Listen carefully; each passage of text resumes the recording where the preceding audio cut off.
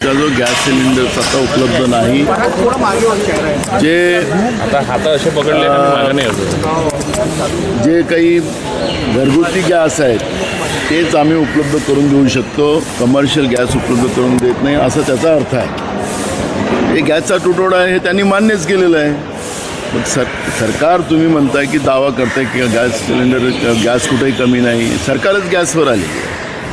सरकारने ज्याप्रमाणे आमचे नेते राहुल गांधीजी आणि सोनिया गांधीजींनी कोरोनाच्या काळात सरकारला सांगितलं होतं, देशाच्या प्रधानमंत्र्याला सांगितलं होतं की देशाच्या सीमा सील करा, नाही तर कोरोना आपल्या देशात आला तर अनेक लोकांचा जीव जाईल.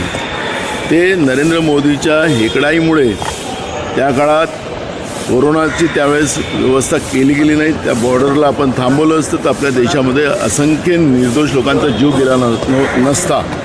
त्या निर्दोष जीव जे गेलेत त्यांचं पापसुद्धा या देशाचे प्रधानमंत्री नरेंद्र मोदींचं आहे, हा भाजपचा आहे. त्याचप्रमाणे आता गॅस सिलेंडरच्या ह्याच्यामध्ये सरकारने वास्तविकता जनतेसमोर मांडली पाहिजे. आणि मोठ्या प्रमाणात आज उद्योग बंद व्हायला लागले, हॉटेल्स बंद व्हायला लागले आणि हे सगळे बंद होत असताना सरकार खोल धावा करत असेल की आमचा जो गॅस सिलेंडर तर मग द्या ना. मग लोकांच्या लाईनी घरगुती याच्यासाठी लोकांच्या लाईनी लागलेल्या आहेत, तुमच्याच माध्यमातून दाखवलं जातं.